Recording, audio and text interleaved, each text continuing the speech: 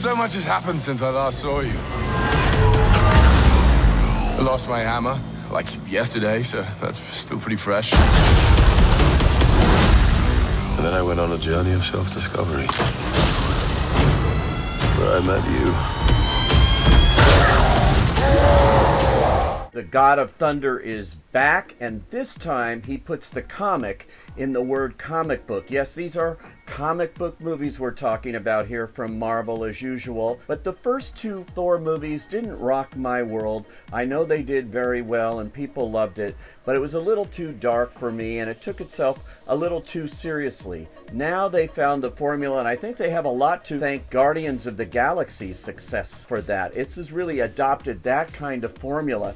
It's surprisingly funny. One of the funnier films I've seen this year. A lot of offhanded lines, a real light touch has gone into this, a movie that does not take itself seriously at all and is blessed to have a terrific cast that really knows how to play this in a deadpan style that makes it all work so beautifully on screen. It's led, of course, by Chris Hemsworth. He has shown before that he has a deadpan comic style that really works well on screen, just not in the Thor movies as much. Here he really gets to let loose and show this side of him, and he's very funny in this, particularly in scenes opposite the actor Tom Hiddleston, who plays his brother Loki. Now, we thought Loki was dead. Suddenly he's revived. The movies can do that, folks, and they do it here. I'm Thor, son of Odin. Really? You don't look like him. Perhaps we can come to an arrangement. You sound like him. Neil. Beg your pardon.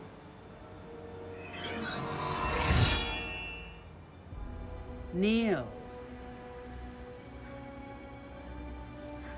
Before you're queen. Once Thor gets loose from the opening scene, which is really funny, where he's fighting the god of fire or whatever he is, and has a really good time all tied up, escapes from there, winds up back in his hometown of Asgard, where it doesn't take long before he's taken prisoner again on a wild ride to a place called Sakaar. And in Sakaar, it's run by the Grand Master, played by Jeff Goldblum. Goldblum is in his zone here. He's very funny. It looks like this role was written for him. He has the best throwaway lines in the entire movie. I really enjoyed watching him and the crazy shenanigans that go on. The big major set piece at Sakaar is a death match, basically a fight to the finish, gladiator style, between Thor and his old Avenger buddy Hulk. But here Hulk doesn't seem to remember Thor at all, who keeps trying to remind him that they were once on the same side. Where have you been?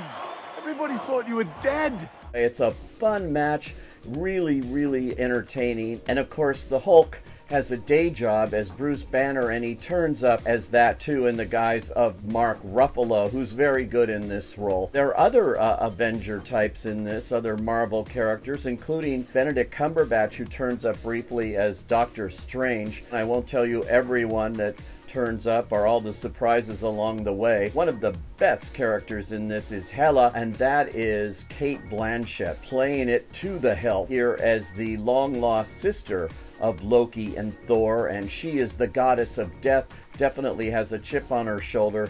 Asgard is dead, and it'll be reborn in my image. I thought you'd be glad to see me. I need to stop her here and now to prevent Ragnarok, the end of everything. At any rate, there's a lot of other characters. My favorite may be Korg.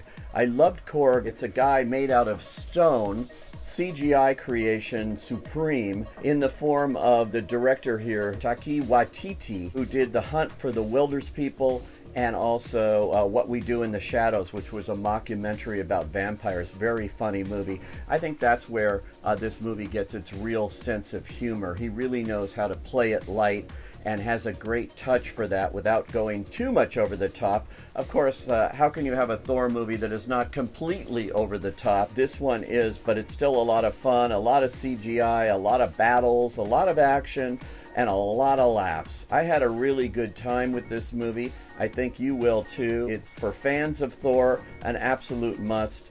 For everyone else, actually, surprisingly, one of the funniest movies of the year. Who knew? I say, go.